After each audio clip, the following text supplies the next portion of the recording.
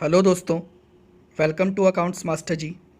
कुछ बच्चों ने हमसे ये रिक्वेस्ट की थी कि सर आप हमें अकाउंट्स के सैम्पल क्वेश्चन पेपर का सॉल्यूशन प्रोवाइड कीजिए, one by one question solve करवाइए। टोटल आपके 55 क्वेश्चंस हैं, जिसमें आपको 45 अटैम्प्ट करने हैं 90 मिनट्स में। दैट इज़ हर एक क्वेश्चन के लिए आपको 2 मिनट मिलेंगे। आज के इस वीडियो में हम टारगेट कर रहे हैं आपके फर्स्ट 18 क्वेश्चन, जो पार्ट 1 सेक्शन ए का हिस्सा है। तो स्टार्ट करते हैं। क्वेश्चन नंबर फर्स्ट, गेन और loss on revaluation eight the time of change in PSR of existing partner is shared by. Suppose एक पार्टनरशिप फर्म है ABC। अभी ना कोई नया पार्टनर आ रहा है, ना किसी पार्टनर की डेथ या रिटायरमेंट हो रही है। बस ये एग्जिस्टिंग पार्टनर ABC कर क्या रहे हैं, ये अपना प्रॉफिट शेयरिंग रेशियो चेंज कर रहे हैं। सपोज पहले इक्वल शेयर था सबका, अब 3:2:1 कर रहे हैं। तो इस केस में जब रीवैल्यूएशन करवाएंगे एसेट और लायबिलिटी का, उससे जो प्रॉफिट और लॉस आएगा, ये प्रॉफिट और लॉस किसको बिलोंग करेगा? सर, जो अभी करंट पार्टनर्स हैं ABC, that is all partners, या फिर हम कह सकते हैं एग्जिस्टिंग पार्टनर्स। ओके, तो क्वेश्चन नंबर 1 का जो पार्ट 1 है, उसका पहला आंसर क्या हो जाएगा? ऑल पार्टनर्स, क्योंकि मुझे यहाँ पर एग्जिस्टिंग पार्टनर तो नहीं दिख रहा है। उसके बाद सेकंड पार्ट है क्वेश्चन नंबर फर्स्ट का ही, कि various in case of admission of a partner it is share by. ABC partnership firm है, D नया पार्टनर आ रहा है, हमने रीवैल्यूएशन करवाया एसेट लायबिलिटी का, प्रॉफिट लॉस आ गया रीवैल्यूएशन में, किसको बिलोंग करता है? सर, D तो अभी आ रहा है, फर्म के पुराने प्रॉफिट्स पर तो ओल्ड पार्टनर्स का ही राइट होना चाहिए, D का राइट तो होगा नहीं। तो क्वेश्चन नंबर फर्स्ट के पार्ट 2 का आंसर क्या होगा? Old partners.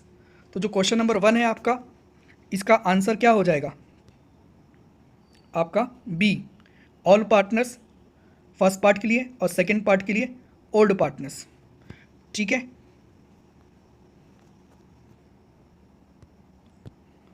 अब देखते हैं second question. Calculate the amount of second and final call when Abhijeet limited issue equity share of ₹10 at a premium of ₹40। 40% premium है 10 रुपये की फेस वैल्यू पे, तो प्रीमियम अमाउंट कितना हो गया? 4 रुपये। तो टोटल जो आपका इशू प्राइस है वो कितना हो जाएगा? 14 रुपीज़।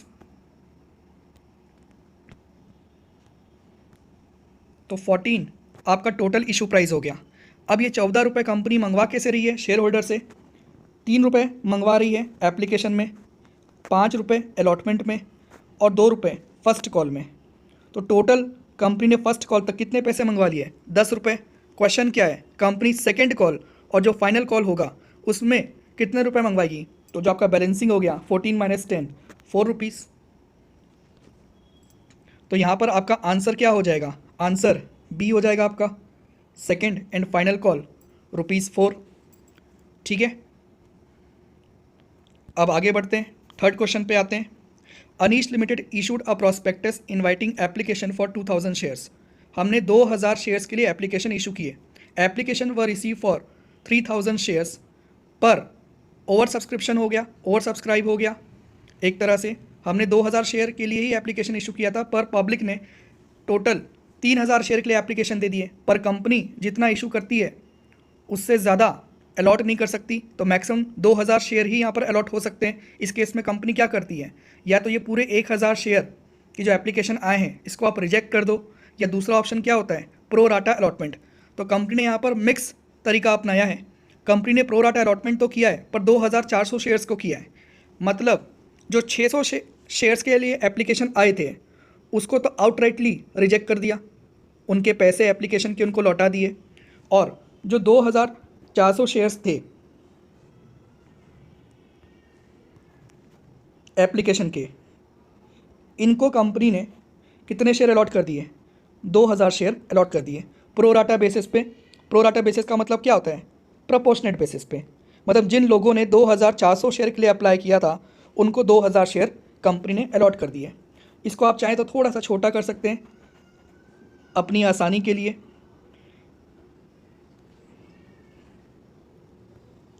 6:5 का आपका यहाँ पर रेशियो हो जाएगा। इसका मतलब क्या होता है? जिन लोगों ने 6 शेयर के लिए अप्लाई किया था उनको हमने 5 शेयर अलॉट कर दिए। अब क्वेश्चन आगे क्या पूछ रहा है आपसे? If Dhruv has been allotted 40 shares, Dhruv का कौन सा हिस्सा दिया आपको, 40 शेयर उसको अलॉट हो गए हैं, तो उसने कितने शेयर के लिए अप्लाई किया होगा, ये हमको निकालना है। तो ध्रुव यहाँ पर किसके बराबर है, एक तरह से जो 40 शेयर हैं वो आपके 5 के बराबर है, क्योंकि शेयर अलॉटेड हैं। तो बहुत सिंपल तरीका हो जाता है, सिंपल मैथमेटिक्स यहाँ पर आपका अप्लाई होता है। ध्रुव को जो 40 शेयर मिले हैं वो 5 के बराबर हैं, क्योंकि ये 5 क्या रिप्रेजेंट कर रहा है, शेयर्स अलॉटेड, और ये 40 भी क्या रिप्रेजेंट कर रहा है, शेयर्स अलॉटेड। और तो जिनको 5 शेयर मिले हैं उन्होंने कितने शेयर के लिए अप्लाई किया था, 6 शेयर के लिए। तो इसको हम सॉल्व करेंगे तो आपका आंसर आ जाएगा 48। तो ध्रुव ने 48 शेयर के लिए अप्लाई किया था और उसको 40 शेयर अलॉट हुए। तो क्वेश्चन नंबर 3 का आपका आंसर क्या हो जाएगा, ए। ठीक है, आगे बढ़ते हैं। Question number 4, Ambarish limited offered 2 lakh equity share of ₹10 each, of this 1,98,000 shares were subscribe. तो हमको अब 1,98,000 से ही मतलब है। 10 रुपये का शेयर था, कंपनी कैसे पैसे मंगवा रही है, 3 रुपये एप्लीकेशन में, 3 रुपये एप्लीकेशन में, 4 रुपये आपका अलॉटमेंट में, और बैलेंस फर्स्ट कॉल पे। और ये फर्स्ट कॉल ही आपकी क्या होगी, फाइनल कॉल हो जाएगी। 10 का शेयर अब तक 7 रुपये मंगवा लिए, तो बैलेंस कितना हो जाएगा, 3। यही आपका फर्स्ट कॉल होगा। ठीक है, ओके सर। इसके बाद एक शेयर होल्डर है जो 3000 शेयर होल्ड कर रहा है, उसने फर्स्ट कॉल का पैसा नहीं दिया, तो हमको बताना है कि कंपनी को टोटल फर्स्ट कॉल पे पैसा मिला कितना। तो सबसे पहले आप क्या देखोगे कि कंपनी जो है फर्स्ट कॉल में कितने पैसे मंगवाती। तो सर टोटल 1,98,000 शेयर्स हैं, और जो आपका फाइनल कॉल हो रहा है, फर्स्ट कॉल जो हो रहा है, वो हर एक कॉल के लिए हम कंपनी 3 रुपये मंगवा रही है। तो यहाँ पर 5,94,000 कंपनी लोगों से पैसे मंगवा रही थी फर्स्ट कॉल में। लेकिन एक शेयर होल्डर है जिसके पास 3,000 शेयर है, उसे कितने पैसे देने थे जो उसने नहीं दिए। Sir 3,000 multiply by 3 that is 9,000 उसने पे नहीं किए। तो फिर कंपनी को कितना पैसा मिल गया होगा, 5,94,000 में से 9,000 आप लेस कर दीजिए, तो कंपनी को पैसा मिला 5,85,000। तो यहाँ पर आपका आंसर क्या हो जाएगा इसका, बी। ठीक है, अब अगले क्वेश्चन में मूव करते हैं। Question number 5, what will be the correct sequence of event forfeiture of share, default on call, reissue of share, amount transfer to capital reserve. सबसे पहले क्या होगा, सर कोई शेयर होल्डर पैसा पे नहीं करता है तो डिफ़ॉल्ट होता है, उसके बाद आप उसके शेयर फॉरफिट कर लेते हैं, उसके बाद आप शेयर री इशू करते हैं, और जो कुछ प्रॉफिट आपको हो जाता है री इशू में, एट दी एंड आप उसको कैपिटल रिजर्व में ट्रांसफ़र कर लेते हैं। तो सीक्वेंस करेक्ट क्या होगा, सबसे पहले सेकंड होगा डिफ़ॉल्ट ऑन कॉल, उसके बाद आपका फॉरफीचर होता है शेयर का, दैट इज़ 1, उसके बाद आप री इशू करते हैं, दैट इज़ 3rd, और एट दी एंड आप अमाउंट ट्रांसफ़र करते हैं कैपिटल रिजर्व में। तो 5th का आंसर क्या हो जाएगा, सी। ठीक है, 6th में आते हैं। Arun and Vijay are partners in a firm sharing profit and losses in the ratio of 5:1। Balance sheet इनकी गिवन है, मशीनरी 40,000 की है। क्वेश्चन कह रहा है if the value of machinery reflected in the balance sheet is overvalued by 33.33%। तो आपको बताना है कि आप नई बैलेंस शीट में मशीन की वैल्यू क्या दिखाएंगे। तो ये जो 40,000 है ये 100 के बराबर नहीं है, ये 133.33 के बराबर है। तो इसको मल्टीप्लाई कर दो 100 से, तो आपकी वैल्यू आ जाएगी 40,000 divide by 133.33% multiplied by 100। Solve करेंगे तो आपका आंसर आ जाएगा 30,000। दैट इज़ करेक्ट आंसर क्या होगा, डी। मशीनरी ओवर वैल्यू है, तो हम उसको क्या करते हैं, रीवैल्यूएशन में करेक्ट वैल्यू पर लेकर आते हैं। तो ये अभी 133.33% के बराबर है, हम इसको 100% के बराबर लेकर आए हैं। आते हैं क्वेश्चन नंबर 7 में, which of the following is true regarding salary to a partner when the firm maintains fluctuating capital account. Fluctuating capital account में आप दो अकाउंट मेंटेन करते हैं, एक capital account, sorry fluctuating capital में तो आप सारा कुछ पार्टनर्स कैपिटल अकाउंट से ही डील करते हैं। हमको क्या बोल रहा है, सैलरी को लेकर पूछ रहा है कि सैलरी को लेकर आप बताइए कौन सी चीज़ें सही हैं। तो सैलरी का ट्रीटमेंट क्या करते हैं, डेबिट करते हैं पार्टनर्स लोन अकाउंट, क्रेडिट करते हैं profit and loss appropriation account, ये आंसर इनकरेक्ट है। डेबिट करते हैं profit and loss account and credit करते हैं आप पार्टनर्स कैपिटल अकाउंट। देखिए जो सैलरी टू पार्टनर होता है ये एप्रोप्रिएशन ऑफ प्रॉफिट होता है, तो इसको हम प्रॉफिट लॉस अकाउंट से डील नहीं करते हैं, इसको हम डील करते हैं प्रॉफिट लॉस एप्रोप्रिएशन अकाउंट से। सी ऑप्शन है, डेबिट करते हैं प्रॉफिट लॉस एप्रोप्रिएशन अकाउंट और क्रेडिट करते हैं पार्टनर्स का करंट अकाउंट। नहीं, फ्लक्चुएटिंग कैपिटल में हम करंट अकाउंट को क्रेडिट नहीं करते हैं बल्कि पार्टनर्स के कैपिटल अकाउंट को क्रेडिट करते हैं। तो डी ऑप्शन आपका करेक्ट ऑप्शन हो जाएगा, जहाँ पर हम डेबिट करते हैं profit and loss appropriation account and credit करते हैं पार्टनर्स कैपिटल अकाउंट।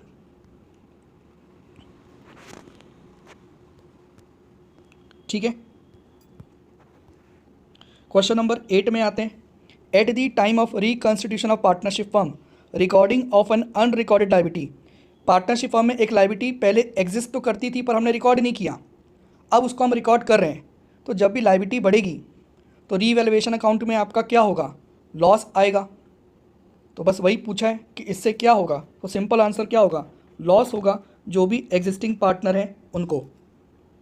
तो 8 का आपका करेक्ट आंसर क्या हो जाएगा, बी। 9th में आते हैं। EFG are partners sharing profit and losses in the ratio of 3:3:2 according to the partnership agreement.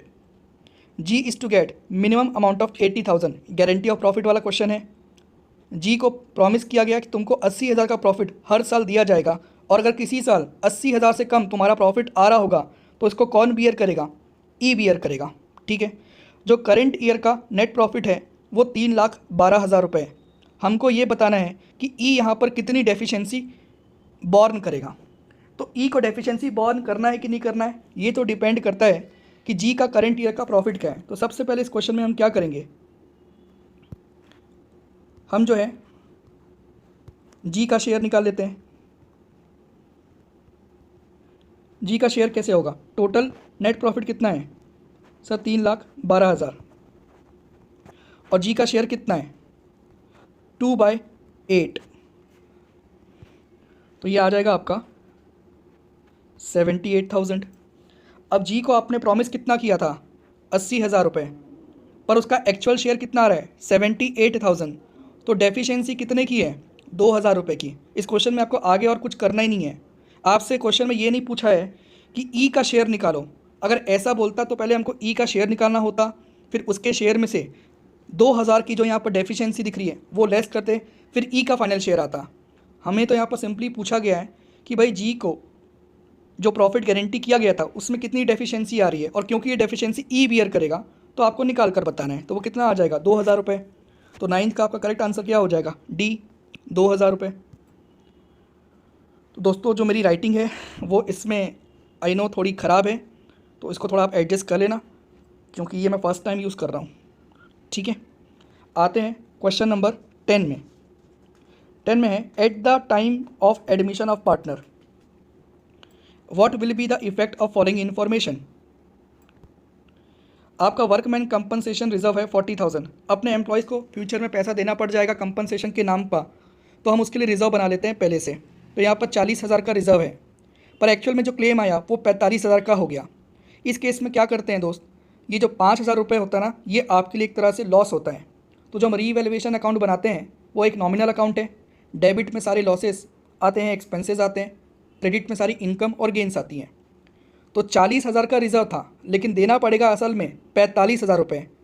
तो ये जो 5,000 रुपये एक्स्ट्रा पे करना पड़ता है ना, ये हम रीवैल्यूएशन अकाउंट में डेबिट कर देते हैं। तो आपका 10th का करेक्ट आंसर क्या हो जाएगा, सी दिखाई दे रहा है मुझे, 5,000 डेबिटेड टू रीवैल्यूएशन अकाउंट। ठीक है, तो देख रहे हैं मैं लगभग उसी स्पीड से बना रहा हूँ जिस स्पीड से एक बच्चा एग्ज़ाम में सोचता। ठीक है, और मैं कोशिश कर रहा हूँ जितना सिंपल हो सके हम उतना सिंपल रखें। 11th क्वेश्चन में आते हैं। In the absence of partnership deed, partnership deed नहीं है, a partner is entitled to an interest on the amount of additional capital. अब क्वेश्चन आपको कंफ्यूज करने के लिए कैपिटल की जगह एडिशनल कैपिटल वर्ड यूज़ कर दिया है कि अगर पार्टनर साल के बीच में एडिशनल कैपिटल लेके आता है और डीड साइलेंट है तो आप उसको कितना इंटरेस्ट पे करोगे। तो आपको अपने कंसेप्ट पर फोकस रखना है।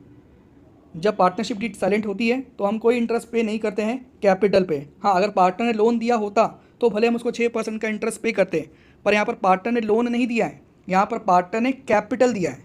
अब भले आप वहाँ पर वर्ड लगा दे एडिशनल कैपिटल, तो आपका आंसर क्या होगा, पार्टनर को हम कोई भी इंटरेस्ट यहाँ पर एडिशनल कैपिटल पर पे करके नहीं चलेंगे। तो आंसर होगा आपका डी। तो जैसा मैंने आपको बताया था, बहुत सारे क्वेश्चंस ऐसे होंगे जिसमें आपको 2 मिनट नहीं लगेंगे, तो वहाँ से आपको बेनिफिट होगा, आपको बोनस टाइम मिलेगा जो आप दूसरे क्वेश्चन में यूटिलाइज़ कर सकते हैं, जहाँ पर कोई बड़े क्वेश्चन आ जाए और आपको मोर देन 2 मिनट्स का टाइम लग रहा हो। आते हैं हम क्वेश्चन नंबर 12 में।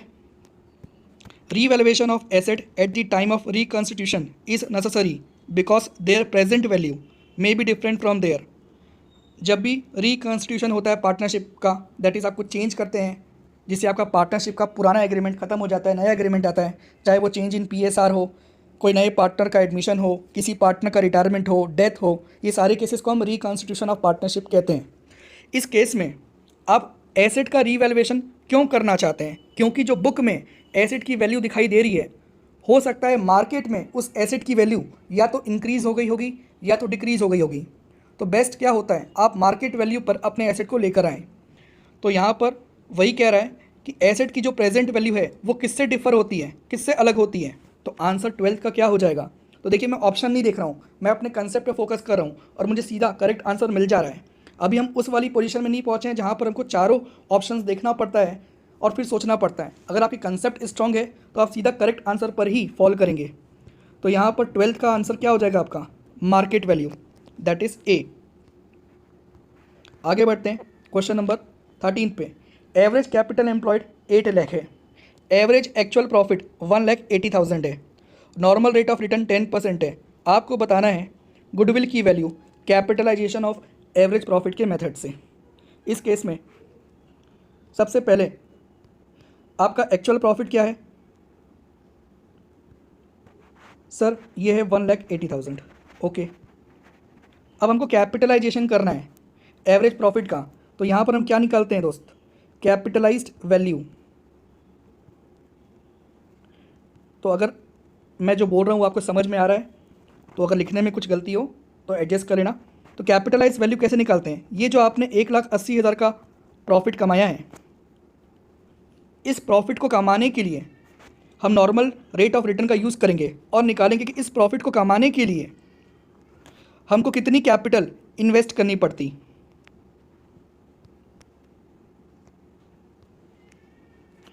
तो यहाँ मल्टीप्लाई कर देंगे इसको 100 से, तो ये आपका आ जाएगा 18 लाख।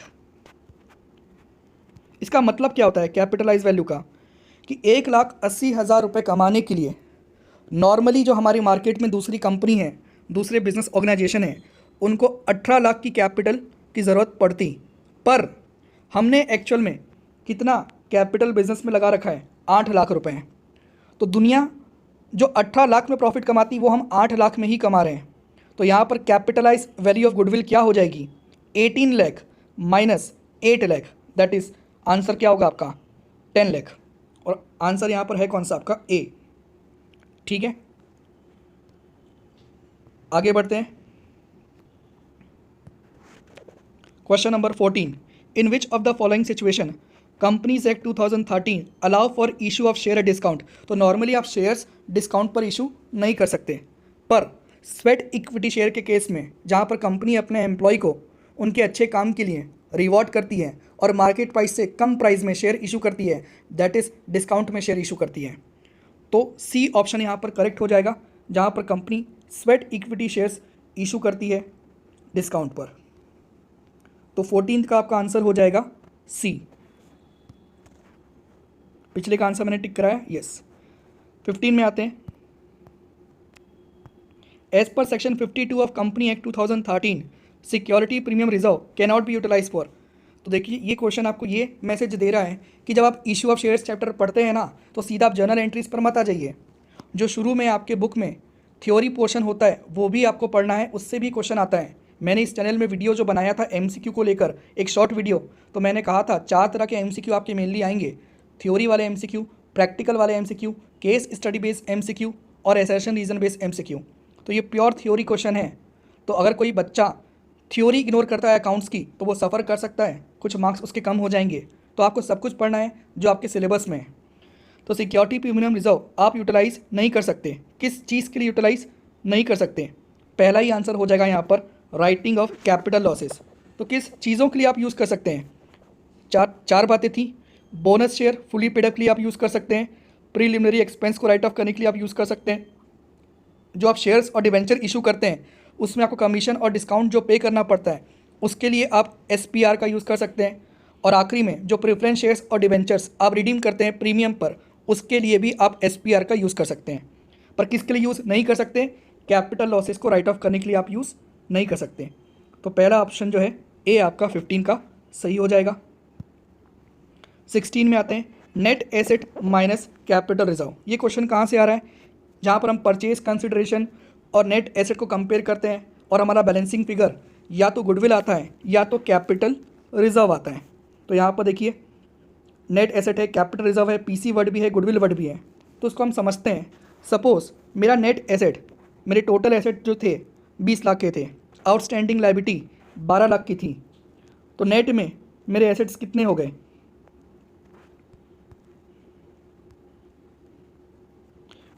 नेट में सर आपके एसेट्स हो गए 8 लाख के। तो नेट एसेट सपोज मेरा 8 लाख रुपए का है, ठीक है। अब मैं आपको बोलता हूँ नेट एसेट मेरा 8 लाख का है और सपोज मैंने पीसी पे किया है 10 लाख रुपए। तो हम किसी से बिजनेस खरीद रहे हैं 8 लाख रुपए का, पर उसको कीमत चुका रहे हैं 10 लाख रुपए। ये जो 2 लाख हम एक्स्ट्रा पे करते हैं इसे क्या कहते हैं? गुडविल। पर क्वेश्चन क्या है, नेट एसेट में से अगर कैपिटल रिजर्व को आप लेस करते हैं तो क्या आएगा? अब सपोज परचेज कंसिडरेशन मैं यहाँ पर रख देता हूँ 6 लाख रुपए।